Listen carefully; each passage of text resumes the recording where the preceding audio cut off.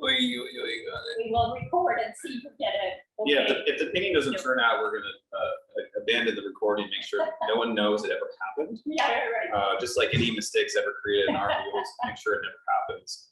You won't see me personally in there, but I am here, and I've kind of started a little bit of pre-planning for the painting. I haven't done any drawing, but just to kind of give you an idea of what my palette looks like. This is one of those new wave palettes, which I think are pretty amazing. And for scale, sorry, me versus the size of the palette, it's clearly in the way of a lot of things, but it's rather large. And as a painter, I think that is especially useful for oil and even plein air painters, of having the largest mixing area possible to do work on before the paint strokes actually get applied to the surface. So I've just observed the still life and found colors that I personally think are going to be useful for painting this painting. And these are not exaggerated, at least to me, more so, or more than what I'm looking at. So a lot of these colors I'm identifying in the still lifes, for example, like on this side of here, these are shadows on the tablecloth created by the aloe plant or the egg. I have some whites in here that look reminiscent of the whites that I'm going to be using for areas of light. Greens, obviously, for the aloe, these kind of two kind of terracotta colors for the pot itself. I have this kind of nice deep dark. That one I actually have exaggerated because the backdrop is this kind of black cloth, which doesn't have any color whatsoever. And rather than just using kind of a black paint, I decided to add a little bit of color to the black to make it a little bit more interesting. And it may actually end up being a little bit cooler in the final painting. This looks a little too warm as it is. But this is kind of a normal starting point for me as a painter, regardless of the subject matter. But especially if you are a plein air painter, I strongly recommend mixing ahead of time if you have oil paints at your disposal rather than acrylic. But if you're working in oil and you do that preliminary painting on your palette before you actually put it to the surface of the canvas, I think that actually speeds up the process. So while it may feel to you like you're wasting a half an hour of not painting while all your studio mates or all your classmates are setting up their easel and have already begun painting, and you have a blank canvas but your palette is full of paint, to me that's okay. I think a lot of the planning, a lot of the painting process begins on the surface of your palette and then gets moved, it gets transported to your actual surface. In terms of my surface, speak of the devil, I'm working on pan. So you notice I have color on here. That's actually an old painting that I just either got tired of or was in the studio for a long time and it wasn't doing anything. So the nice part about panel is I can just sand it down and start over again. So this is these are probably just paint splotches from a previous painting that just didn't work out. Hopefully they won't interfere with the final painting that I'm working on today, but painting on top of an old oil painting is never a bad thing, as long as it's thin enough and it's not still wet. But these are just an MDF board or hardboard. If you're purchasing this in the art store, Ampersand makes them. I actually make my own in the studio. So these are just kind of a cradled pine, the MDF board, and I run a wire through it. So when it's finished, it can just be hung up on a wall and ready to sell. Or if you're in like a plein air kind of situation, just hung up right on the wall and the buyer will take it home with it, hopefully. So that's my service. And I usually put about, ideally it's about 5 layers of gesso on a panel, sanded between each one ideally. I think the smoother the surface, for at least for me, is better. Just feels better to me. A lot of people have different preferences for their surface, and the painting technique that I'm going to be doing today, it doesn't really matter. But what I like about working on panel in specific is if I do make a mistake, all I need to do to kind of erase that mistake is take paper towel and remove it. And I'm sure that'll happen at some point. Okay.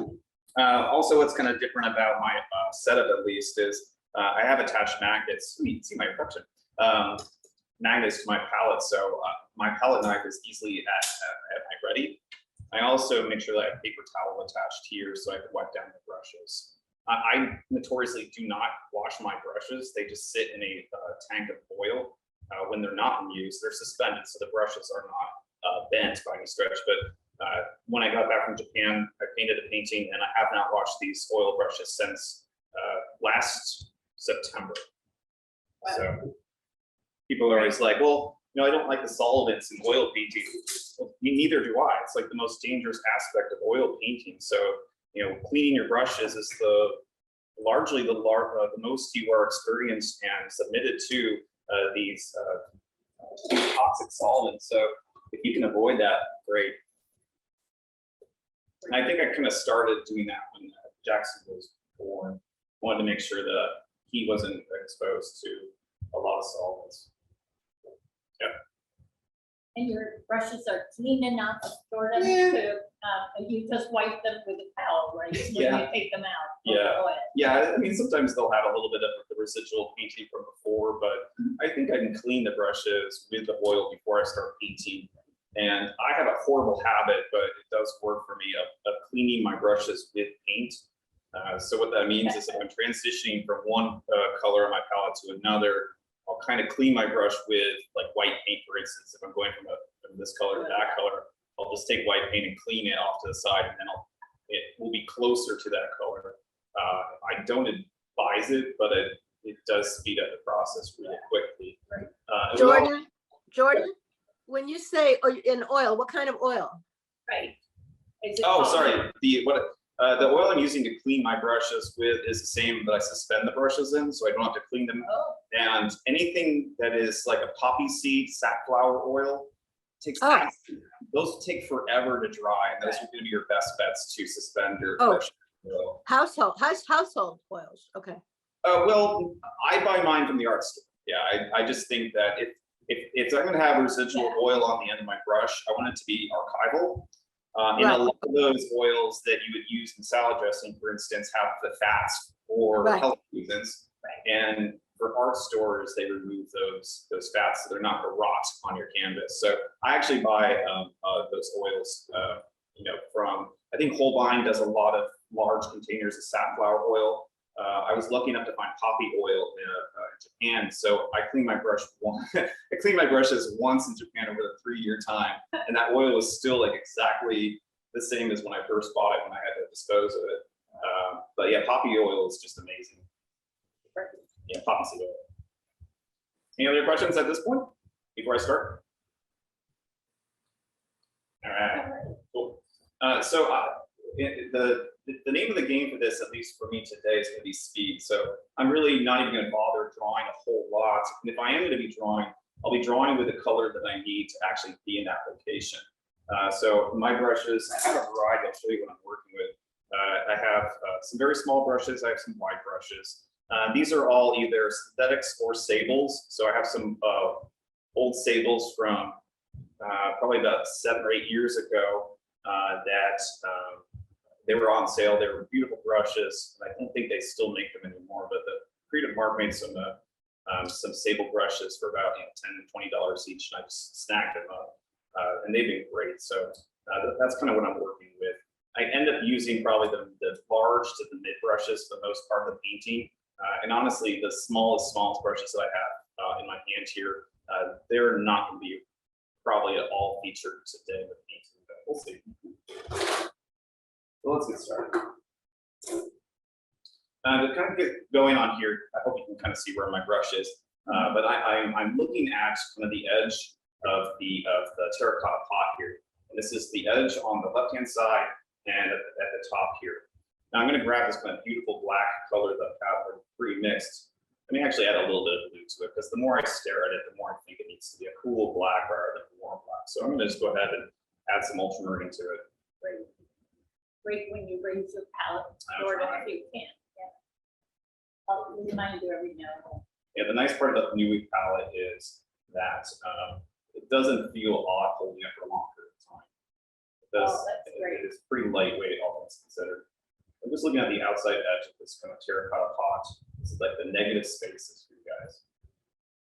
And I'm trying to kind of gauge, like, if I'm looking from my standpoint, if I'm standing up, my brush going across where the pot is on my canvas and where it is in real time space is lined up on the same horizontal axis.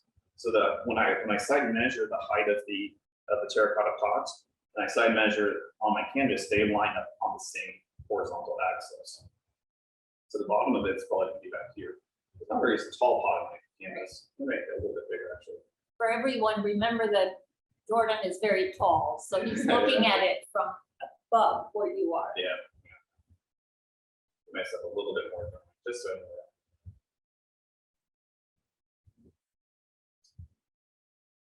And where a paint stroke stops for me, or where a color stops for me, is when it runs into something where it's a change. But the negative space here, I don't want a whole lot going on here, so this is kind of where that green stem starts right about here. But I don't want my background to be too involved. If I need to be more involved later on, I can always make it more involved. You can actually see this line here is actually that stem that's sticking up there. But let's go ahead and add more. I'm going to ditch that brush for now. I'm going to look at kind of what I'm wearing here. And I have this beautiful kind of white, creamy color that is the rim of the terracotta pot here. And it actually doesn't show up too well. So I think I'm going to just say that's enough, that it's the color of the canvas here, at least on my surface, it doesn't show up very much. Let's go ahead and actually add dirt next. I feel like Bob Ross here. So happy little dirt.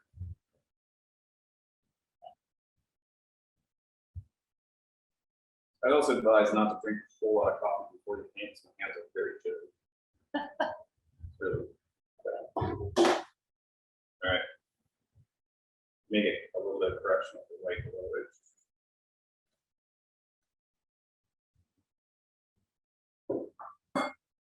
And that same white I'm going to actually use as the front of the pot too. So I'm making sure that all my colors are linked together. So the way I judge the success of a color is how it relates to what's next to it. I'm going to avoid that crack for just for a little bit. With a crack in my rim at the top there. Questions again. I have this kind of terracotta color that dips down. Each brush stroke relates to the one next to it. So I'm looking at this shape. It's a triangular shape created by this aloe stem that's coming right across my line of vision right here. It's going to be different for the still if you guys are observing as well. But it extends all the way back here. And that paint stroke is going to occupy that space. So add my little shadow right there too. Now I can't hop over here. Why can't I just skip that and just say I can move this color over here? I really shouldn't do that in theory, because I want to make sure that this color is observed next to this green. Without that green, I don't know if this terracotta color is actually 100% accurate. So I really want to make sure that this color is be accurate in relationship to that kind of greenish color. But before I go on, I think I want to brighten that up just a little bit. I think when I moved my surface, I moved the light. Hold on a second. That's okay. That's still okay? Yeah. Yeah. I can adjust things a little bit. That's good. There's my terracotta shape. New brush for my green. And like Kermit the Frog says, it's not easy being green. It's not easy painting green either. Okay. That's good. This is my stem.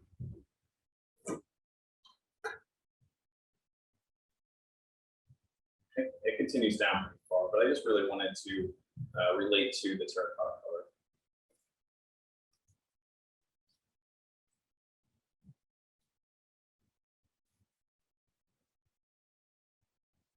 A little bit of a highlight there. I'm going to skip that because the light surface will actually do its job now.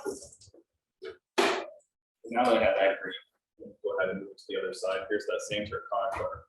My brush is the same one that I used before. That I lay in that shape that is the terracotta color. I'm looking at it as a pure shape. Not thinking about what it is, I'm thinking about the shape of it. Cool. Now this side of it actually extends in real life to about here.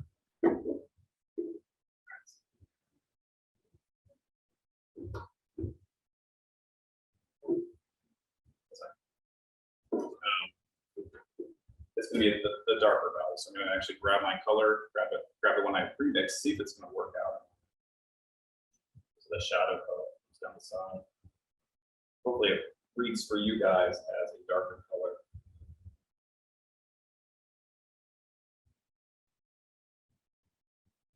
I do have some nice, beautiful window highlights right on the side here, which I'm gonna try and have a little bit of the blue from the tablecloth that I have over here. See if I can slide that in right on the edge.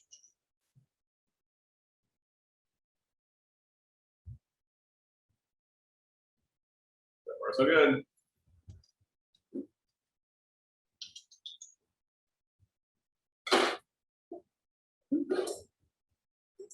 Pull away from it. I'm gonna actually switch back to my black here, which is my background color is actually finished off the drawing. So this actually will give me both the rim of the pot, the tabletop, and I can relay it to my terracotta color here. So it's a really important negative shape that I'm looking at here. It goes all the way up and touches the top of my aloe that's going across here. This shape is going to occupy quite a bit. It's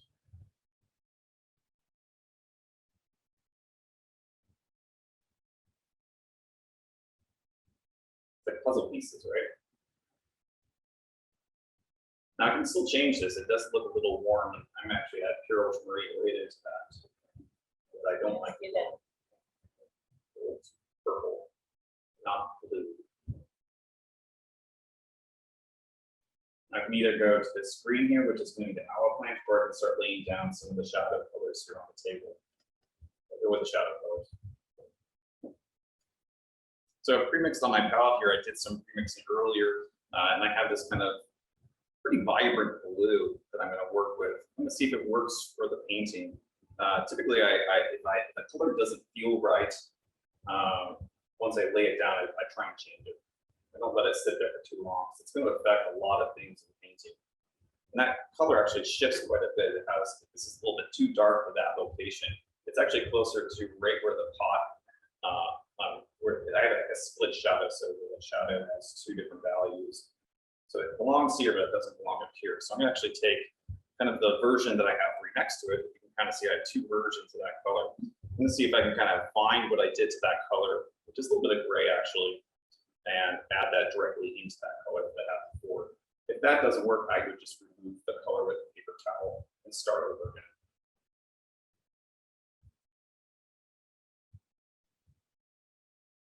That shadow color extends all the way to my head, which may be hard for you guys to see. Sorry about that. The keg's base is back here in my canvas. They're seeing it in the second screen. So Cool. it's right. And that shadow can extend all the way. This one actually links up with the screen that I have here, which may be off. Let's see for a minute. Yeah, it probably lines up back here in the painting. But I don't want to go that far out from my setup. Does your color want to change as you get there? Yeah, my eyes will adjust. I'll see things differently. I'll identify colors that I did before. There's actually a little bit of green that's reflected from the aloe on the white pot that I didn't make a mixture of earlier, but I'm wishing I had because it's beautiful. And there's no reason I can't mix that now. So I'm going to go ahead and take my palette knife. This one's actually pretty close. I actually may use this egg color and adjust it from my aloe color. So I'm actually pulling some of the color from my aloe mixtures and moving it into my kind of egg color. So this kind of greenish shadow color is a good place to start. Add a little bit of black.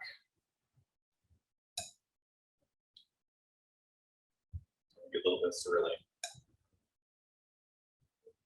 See if how that's going to look. So I take the back of my knife once it's mixed, and I hold it up to the actual thing I'm looking at, see how close, or maybe if I want to exaggerate a color, making that comparison before I actually move it to the surface of my panel.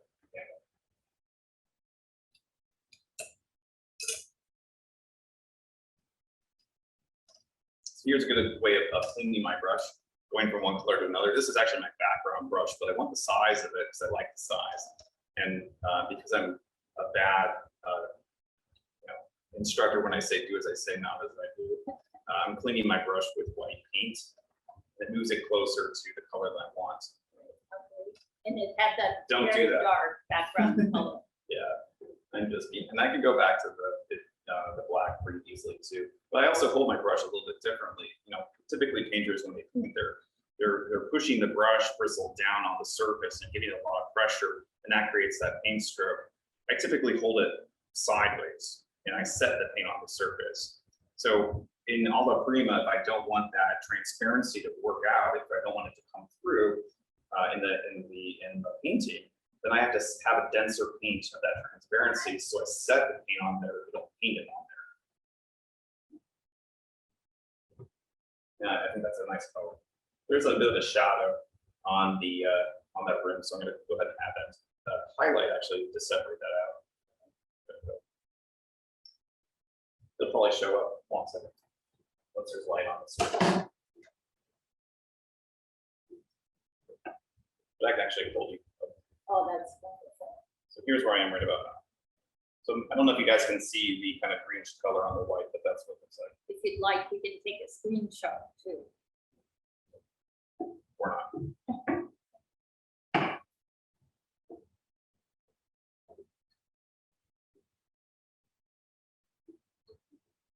All you painters, make sure that your painting is always at eye level.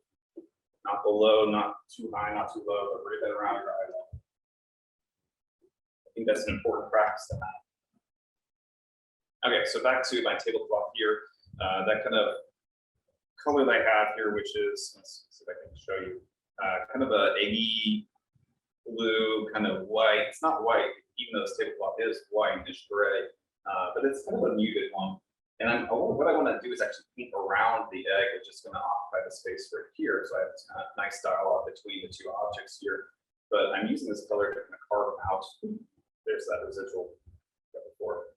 Carve out the egg. So I hold my brush sideways and lay that color in. And I'm making a comparison between that and my shadow. A lot of times people ask, how do you know how much color to mix ahead of time? I don't, but I think that's important that it's just practice to mix these colors over and over again. I don't mind the mixing of colors over and over again. I think that's a healthy practice, and if I can't mix it again, well, then it was never meant to be.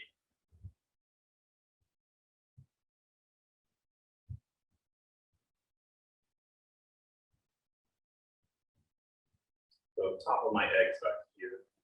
So this is where he'll go.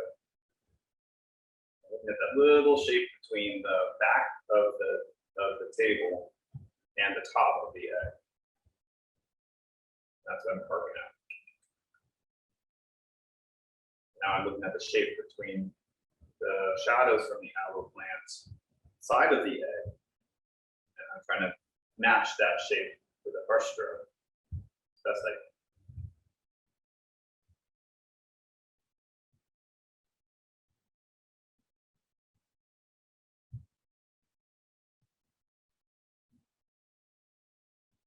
You're painting the egg in the negative.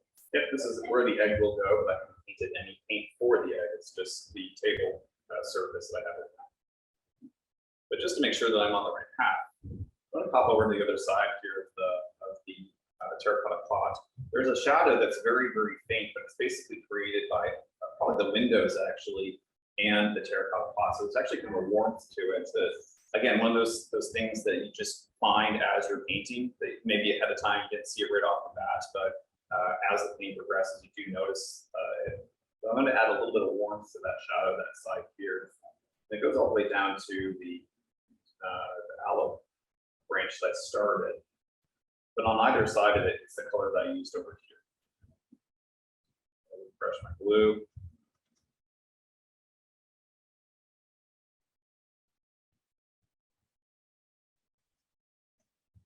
Now, I haven't added any medium to my painting at all. This is strictly just the pure oil paint and maybe a little bit of oil from my brush when it started out. but not a whole lot. That same color pops up again. I also noticed right there, so I may have to remix that color. The warm one. I'm gonna leave a gap for it for now. Here's that shot of this too.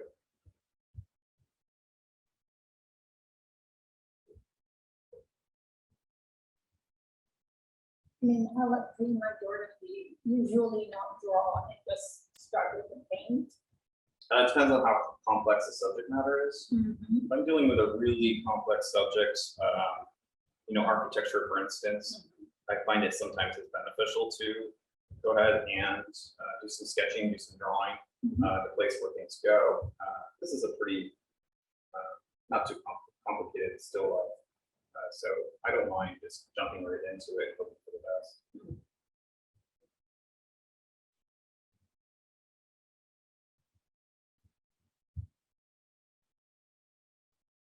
I also think this is pretty useful for technique. If I was in a situation like a plein air situation where the light is constantly changing, the faster I can paint, the more accurately it'll turn out. That way I'm not painting against the sunlight. Just want to change that ellipse a little bit more. Oops. And I want to point out that you are not against using a previous gray, like the Portland gray. I have pre-mixed gray on my palette, but I still use that gray for other things. Right. Yeah, I'm not using it straight out of the tube. It's rare that I find. Right. Yeah, it's rare that I find that the gray will actually be perfect the way it is. It happens, but I find it, at least with abstract painting, if I run into a situation where I don't know what a color is, I often just place gray there as a placeholder. What that does for me is it just, gray can kind of be anything. And it often will tell you, the artist, what actually belongs there. And I think that's kind of a nice kind of gift that gray will give you. That's a great tip.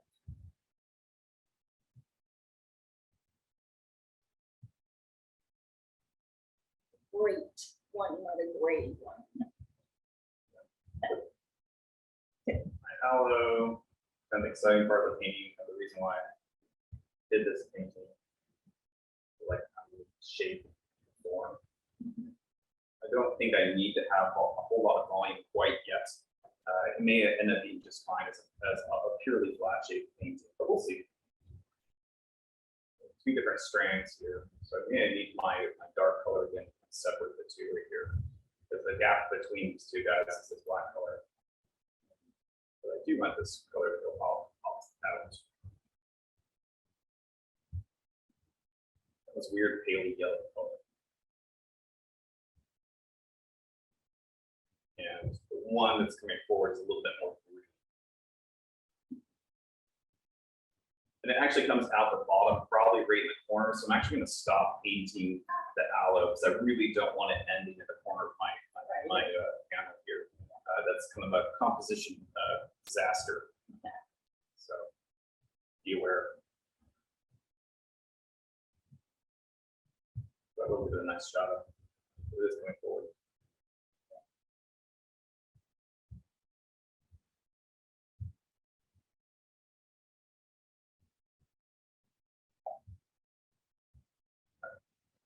I think I need my negative space brush. I'm going to strip it from the white that I was using earlier. Best I can with a paper towel, just going to pull in the paint out of it. I'm actually going to take pure black paint, just wipe it off. So I can get as much of that white that I was using earlier to go away. A smarter painter would actually just have two separate brushes, one dark, one light, but here I am.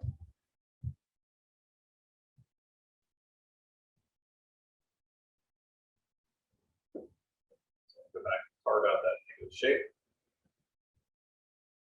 Should give me the kind of a feel for the top of that strand of aloe, giving the top of these guys.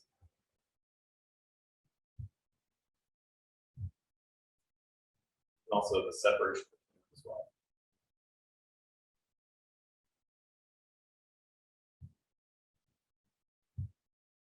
negative shapes, or at least the background negative color, is nice for correcting any painting errors that we did all the way earlier. So I'm noticing some lines that kind of change now when I have this color kind of carved them out. Makes the adjustments to the painting.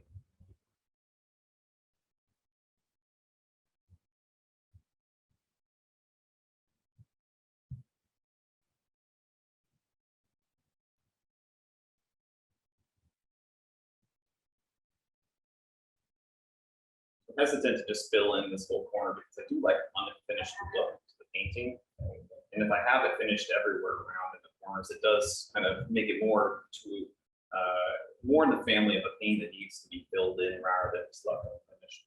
So I really wanted to kind of start from one location and expand. You think about like a nexus point where all your shapes and all your colors kind of come from. So I'm hesitant to just fill stuff in, rather just kind of incrementally add stuff as it goes.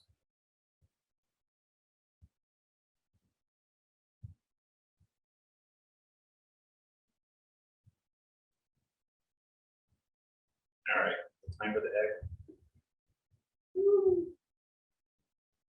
Looking at how I carved it out earlier with the negative shapes, and if I'm a little concerned about how wide I'm going to make that egg, I can just find a comparison between two things. So if I measure the width of the egg on the horizontal and just cite it versus my ceramic plot that I've already drawn, the width is about from the aloe to the end there. So my width of my egg probably ends about here. So I know that in my painting, that shadow will pop up on the other side of the egg about here. And I can check the bottom of it too. I can actually create a horizontal plumb line, which lines up at the bottom of the egg. And I'm actually just looking at the negative space between that horizontal plumb line and the bottom of the pot. That makes sure that my egg doesn't go too low on my panel in relationship to the bottom of that ceramic pot. So there's just a pair of a distance there. About there is the bottom. So I can go ahead and put that cast shadow to create the egg itself. And even just that cast shadow alone should give me a pretty good feeling for how that looks. I'll go ahead and move the surface of the panel closer to the camera, just so you can see that you don't really need a whole lot to paint something. So see how the egg is created? There's no paint on the egg itself. It's just the shadows around it there, and there. That actually creates almost the illusion of the egg itself.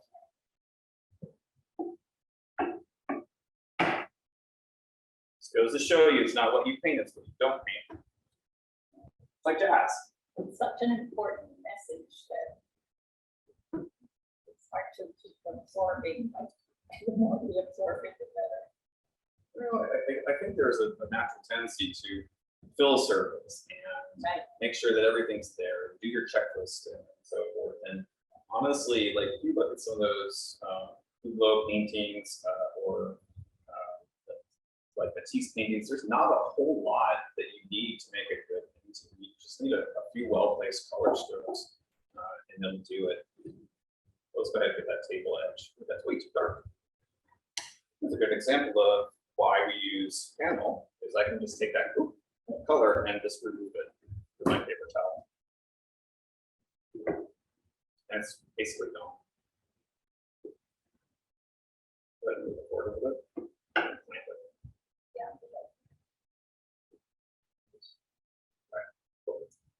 So now that that too dark color is removed, I can try again. So let's see, what color is it closest to that I already have pre-mixed? This guy down here is actually not a bad front of the table color, so let's see if it works. I don't know if that was my original intention for that color, but it's actually a lot closer to what the front of the table than what I have there. There's some kind of dark colors in this corner that I don't think are going to make the painting any better, so I'm going to go ahead and just cover them up with this front of the table color. Maybe go off the bottom. You can always finish it off later. And while I have this color here, there is a kind of shadow on the bottom of the egg, which is similar. If I really observe it, it's kind of like a crescent shape that goes from about here all the way to about there. This is probably a little bit too dark for that. I probably need a little bit more purple. Kind of this kind of dirty brush that I used earlier to clean my brushes is a pretty good candidate. So let's see if it works.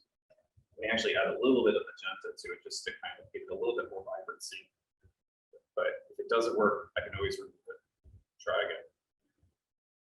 And that starts at that shadow, and it moves right around the belly, still leaving room for that reflected light on the bottom of the bag.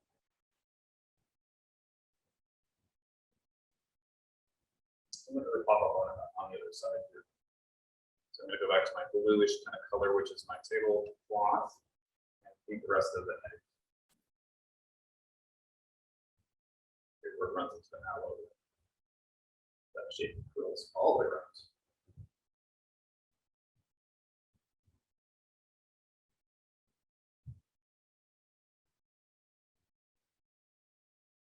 I always have my beginning drawing students draw eggs.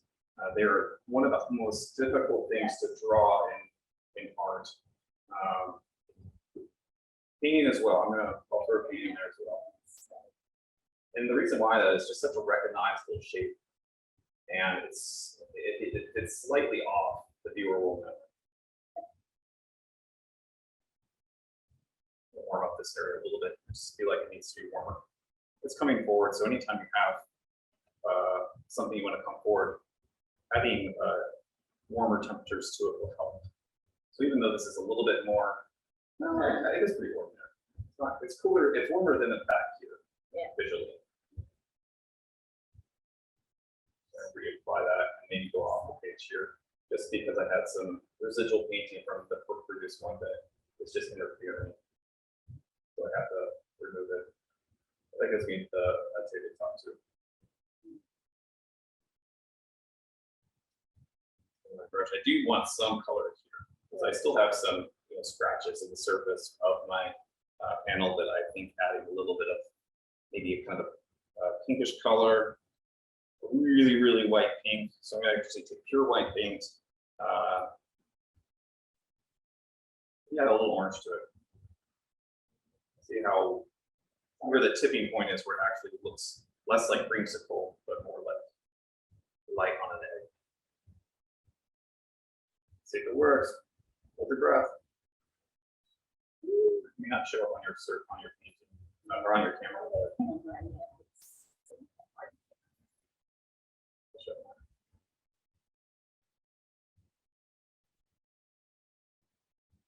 Still want to finish these aloes. Let's do that really quick.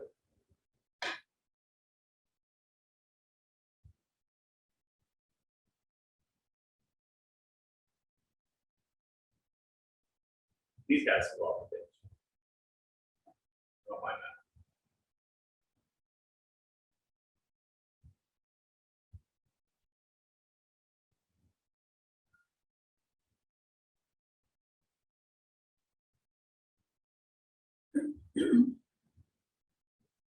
Jordan, at this point, you're not looking at the surface texture of the aloe that has these little dots as I look at the design.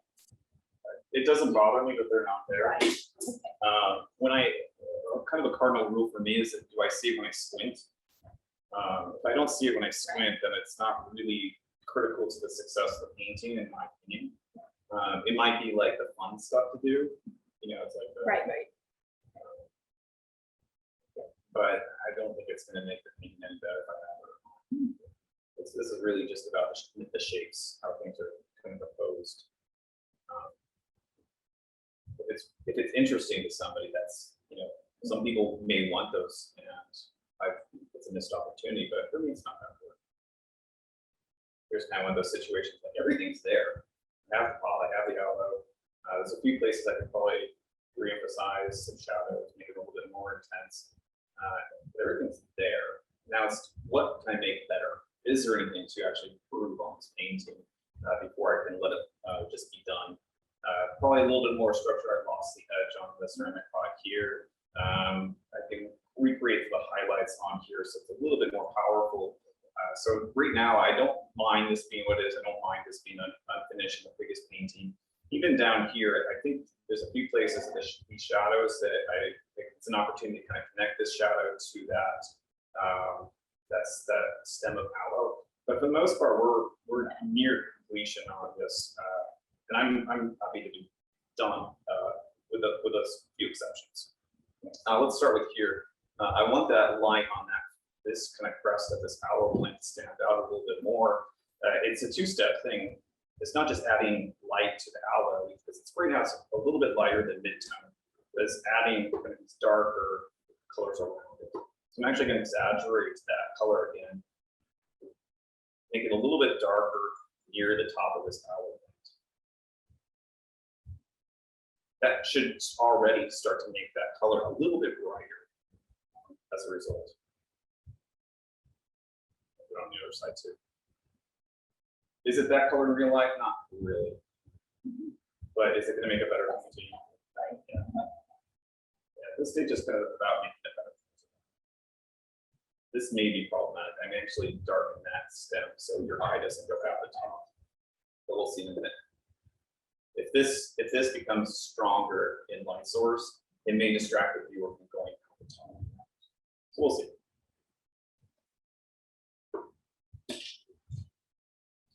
Let's see, where's that color now on here? That color that I'm using for the aloe plant is about here. I have this kind of duller green on my palette. I have cinnabar green up here in the corner here, which might be a fun candidate. It's really intense. It may, if I just add the pure color, overpower the painting. But if I dull it down with some white, maybe even a little cerulean blue to counter the yellow, it may kind of put it in a better family of colors that will act as a highlight without overpowering the whole thing. White, and also without being white, right? Yeah, I don't want it to be too strong. Maybe I can just add some texture on that. Maybe a little bit brighter. Let's go for it. Look at the plant. Right. So I'm just setting the paint right on the surface there. It runs into the other guy.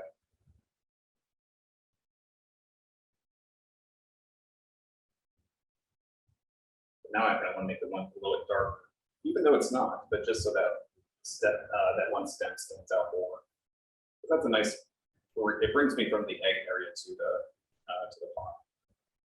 So I'm actually going to take this color I have right here and darken it a little bit, make it a little bit cooler. So now it's like this critical stage in the painting where even though it's not something, it makes a better painting if it is something. So at least where that I want that to stand out. So it's kind of shadow there. You darken that up, cool it down. A little too strong. Okay. That's better. Underside too. Better, right? Mm-hmm. So you're modulating the forms. Yeah, making it more interesting. I'm still not. I think I maybe had this this thicker, so I'm gonna finish that off too. I have to carve it down a little bit.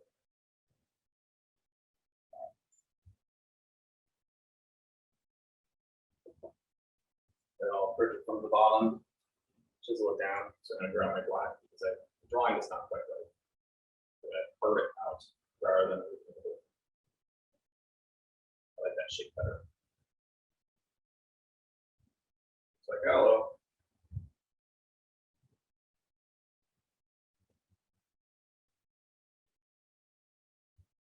Get rid of some of the white canvas that is not important.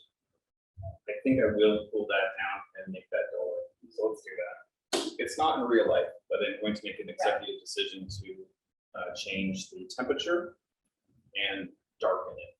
So I can see on my palette, I have the green family that I was working with earlier, and I'm saying adding just a lot of swirling blue to it. I'm going to start near the base. I just kind of maybe just like pull it or pull that color into it without completely getting rid of it. I can actually just smear it too and make it a soft edge. So that's another option as well. And along my paintings, I get to a stage where I have to unpaint things, where it's just too representational. And I almost steal from Anne Gale, who's a big hero of mine, where she just kind of takes colors and kind of dabbles them into one another. So you'll find the background in the foreground and the middle ground in the background. And it kind of clouds or diffuses the surface of the painting, makes it more exciting, but also things will start to come forward and backwards at the same time. It's kind of hard to explain it if you don't know her work, but it's a nice way to kind of remove too much focus in one area. So I can actually take some of these darker colors and dabble it into that. But if I do it someplace, I have to do it in a lot of places. darken it up top a little bit, and that should go away.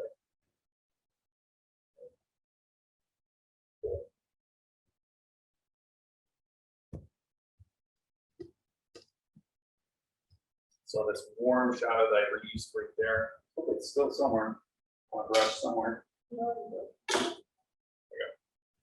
I was gonna ask you how you identify your brushes. I look at the tip, Right. So hope that you're right. and then I paint on my palette first before I put it on the. I never put it directly onto the surface. But here's that shadow. You guys won't be able to see it very much in this, but you'll see it afterwards. I'll show you up close. Warm reflection. I don't know how important it is to the success of the painting, but it makes me happy, so I did it. It's visible in the camera a little bit. Is it? Yeah. A little bit, I think. You can see the warmth. I'm reminded why I teach in person now. There's so much here that I can see, and I want to talk and show you guys, but it's just so hard with a camera. Yes. So I'm gonna actually make it a little bit bluer around it so it stands out. Right. Maybe too much. It's very Now the shadow here I like a lot. I don't want it to be too strong though, so I'm actually gonna break it down and lighten it up. So it's not gonna be continuous. It's gonna kind of like, just be dabbled. It's not even fully painted. A little bit more like that.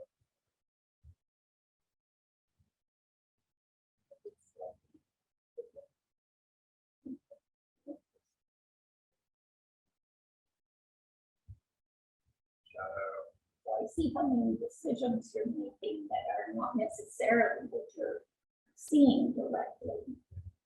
It's about making a better painting. I try and include it. If it's in real life, I will paint it. But after the fact, I'll remove it or change it. I think there's a tendency to overuse your artistic license. Yes. I don't know how to explain it. I think nature is beautiful enough on its own, where you don't need to do a whole lot of changing to real life. But I think there are opportunities to where you can exaggerate nature, and adding more blue to that shadow, so it would be a better painting. I think you exaggerate nature, and it just it's a little bit more interesting as a painting.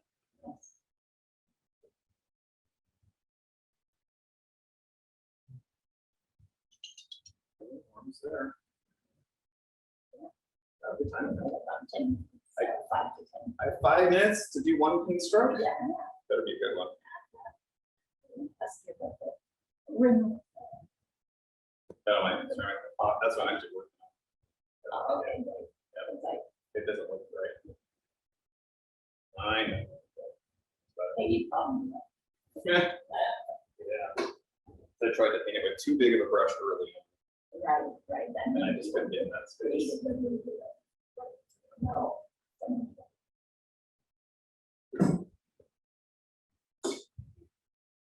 That's all.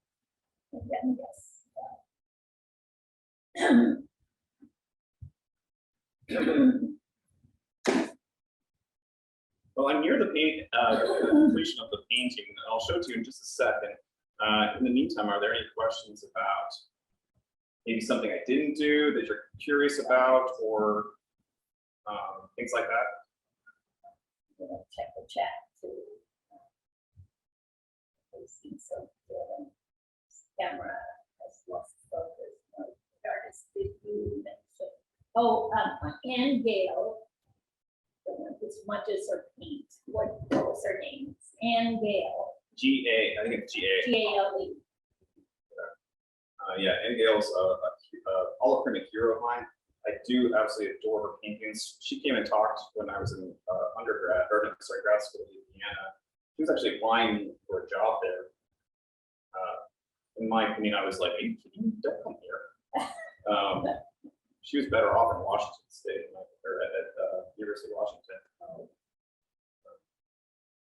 But she's a little strange in person, but she's an incredible painter. So I like her work quite a bit. you know where she's based now? As far as I know, she's still Pacific Northwest. Ah. I could be wrong though. It's been a while since I looked at her work, in all honesty. Okay, I think it's done. It's done enough. Let me put it that way. So I'll bring it forward. I mean, this is the same kind of approach when I teach as a figurative painting kind of thing. This is, you know, in the same vein as Velasquez, as Sargent. I mean, they're approaching painting the same way, where it's just one paint stroke leads to the next one. So any paint stroke that I placed on here is somehow related to the very first one. It's like a domino effect. I think that's important to the process because Richard Schmidt, who's one of those, is probably the guy who championed this in the current day and age the most. Richard Schmidt is like, my favorite thing that he said is, if I die in the middle of a painting, I want it to look finished. And I, Wow. and it sounds strange, but he's an older guy, so I get it. But I like that mentality that it's always going to be at a stage where it looks somewhat resolved. And I also, Jordan, yes, I'm sorry, could you hold the painting up and flat to the camera? Thank you. I'm Great. Yeah, Pardon? that's better. That's much better. Thanks a lot. That's best I can do. Yeah. But I like the way that Richard Schmidt paints. His books are insanely expensive, but I think you can find them for free online. But I do think as a painter, what he leaves out is just as important as what he paints. So he's just an incredible painter, but it's in the same kind of genre of paintings. But you know, a little study for an hour, but you can see how quickly those decisions are made and how quickly the paint strokes are applied. Again, I probably spent about 15 minutes painting ahead of time, which is on the palette. So whenever I think about this process, it's really just kind of three things. It's mixing the color, which I did, you know, before we came together. Mixing the color, identifying the color, mixing the color, and putting it in the right place. So I identified the color, I mixed the color, and all I did for you is that last stage of the paint process, which is put it in the right spot. And there are some adjustments. There are some colors that I am mixing as I go. There's some colors that I saw later on that I didn't identify early on, but that goes for anything. You know, if you stare at a corner of a room where it's two white walls coming together, those colors of the white wall are going to change over time. You're going to see new colors the longer you stare at something. So just like in a painting like this, the more I stared at the still life, the more I saw, the more I can kind of decide to make changes or adjustments. But you know, we have in the fall coming up here at our clinic, there are, I'm going to actually start with I think it's September 1st-ish, I want to say. We're going to have a plein air just around the park, 4 classes. But then what's really kind of fun is plein air, but with a figure. So we're going to do a figure in the landscape for 4 classes. And then we'll finish off the fall with 4 classes of just working in the studio with a figure in this process. I'm hoping that people will do all 3 classes, which is a total of 12. But I think that process of starting with landscape, learning how atmosphere is created in this process, then the figure in the landscape, and see where to place your focal points, where to add details, or where to avoid details, and then taking the figure back in the studio and still using some of the techniques from plein air in the studio with the figure. I think that's going to be a nice kind of trio of art clinics that we're going to do in the Stone Tower. So In Jordan, they're called Alla Prima, right? yeah, Yes. I think registration for these is going to start on August 2nd. So I expect them to, hope they'll fill. Right. I'm really excited about them. But yeah, that's all I have to say. That's great. If you were to finish it faster, Jordan, and I know that you put painted the right spots in the key areas now, maybe what you think about either blending some of the background, making it, or not really, you would. At this stage, I think what happens is at this stage in the painting, I let it sit overnight and then come back to it the following day. So I think I have enough where I could look at it as look at it away from the subject matter and make adjustments to the painting. It may be that I think that the dark background actually really needs some blue and not kind of this purple color. So there's a lot of things I can change after the fact. But I don't need the still life anymore. I don't need the light situation. try to come closer so they can see you with the painting, so it kind of goes in and out of focus a little bit when you move it. Oh, let me But move out of the way. that's just how the tech world. Is there any other questions before we call it a day? One more chat. Anybody else have questions? I see a chat on, oh no, they're the chats, the same chats I opened in your computer. I have a question. Sorry? What did you say, Rita? The table, your angle in your painting, Yeah, how did you decide that? that's what I look. I mean, it's slightly receding in space from where mine positioned. Okay. This camera here is at a slightly different angle than Yeah, my point of view. Let me just bring it down. So a my little bit. table's angled from where I'm standing versus where the camera is. Let's I see. think we tried our best to get the Higher angle up. exactly the same, but it really have to be some of those fancy like Google goggles for Okay, the eyes. Yeah, I'm trying to move it to, that's all right. That was a good answer. And what's that white thing? The egg? Oh, it's an egg. I can't tell what it is from. Yeah, it's very nondescript even from where I'm standing. It has so much direct sun, or not sunlight, but direct light on it that it gets bleached out in both the cameras and from where I'm standing. So I only have 2 paint strokes to represent the entire egg, which is a stroke which I'm looking at now and saying it didn't even show up, and then the cast shadow on the egg. So it's barely visible from where I am. Jordan? Yeah. I just had a question. This was wonderful. Thank you so much. Just looking at the shadow on the egg, of course, we're taught to gradate these shadows. Yeah. And, you didn't. So I'm just curious about that.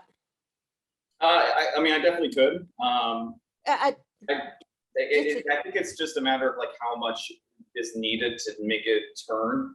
Okay. If we're gonna come back to it tomorrow and I say that needs to have a little bit more volume or whatever, I'm sure I could just lighten it up in that corner there. Sure. The giggles, you can do it really quick. Doesn't take much. was just curious with that, what kind of choice that was for you. It's just it could be laziness for all I know, but here I'll No. well, it was the essentials. Right. I mean, it's do I need it or not? And oftentimes, like, the more I work something, the more it'll actually make the paint worse. So Yeah. Oh, yeah. Right. It's a question of the essentials. and again, if I'm showing this, I'll put it on the Oh, in screen. a better, If I'm showing this as like a competition turn it between these two, upward a little up, yeah. well, I don't want the glare from. Anyway, if I'm showing the competition between these two objects, I would rather the viewer look at this than that. So if I do too much information on this egg, then it's going to overpower why I painted this in the first place. Great. Thank you. That really helps. Yeah. that And really helps. I'm not opposed to just saying, let's just remove the egg altogether. And I may come back to it tomorrow and say, oh, that egg is just not important to the composition whatsoever. It's really about the relationship between the pot and the aloe, and that's enough. And I thought I needed something else originally, but who knows? Right. And that gorgeous sort of cast shadow movement that you had from the aloe. Yeah, I mean, the most exciting thing was just the negative shapes and the Yeah. shadow surface created by the aloe plant. The egg was just occupied space, really. It's to kind of keep me from going out. So the lines of these, actually, its job was to prevent the viewer from continuing over out of the composition. The egg pulls you back in and points you back towards the reason why the painting was created. So it really does. It's a grounding element. It's a shape that pulls you back towards why I painted the painting. Yep. But that's its pure job as a shape. It could be a ping pong ball and it would still be fine. Yeah. In theory. Thank you so much. George. Thank you. Anybody else have any questions before we close out? Yeah, and also this is an hour painting, not even an hour painting. So it's, you have to kind of say, like, is this something I'll probably hang on the wall and sell? Probably not. I'll probably scrape this down and just paint it and use it as practice. And I think that's a healthy mentality. It's like, sometimes they turn out and you just go, wow, this is a great painting. But other times you just have to say, that's a fine painting, but I'd rather have the surface again. And that's why this probably has about 3 paintings on it that have been sanded down. It's practice, but you know, when you have that moment where it clicks, you should know it, and it should feel like this is the one that needs to be saved. And Yeah. you may not feel that way next year, but you can always.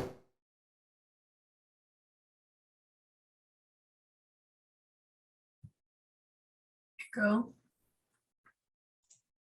We lost your audio, Jordan. Let me put my, can you hear me for a moment? Just wanted to close out. Yes, I will we can- not- thank We can hear Mariana. you. Thank you. I will never forget that when we asked Mary White how many of her paintings she did not proceed to show or sell, she said, I discard 40% of what I paint, which was pretty amazing to me. Anyway, have a wonderful week. Join us on Tuesday if you like. And certainly join us next, not next Saturday, but the Saturday after that. Remember, because we do a Saturday and a Thursday in sequence quickly, and then we wait 2 weeks. Oh, Tuesday. I'm sorry, I said Thursday. It's on Tuesday. Thank you, Jordan. Thank you. Thank you. Thank you. Wonderful day, Thank you. everybody. Thanks. Enjoy. Thank you.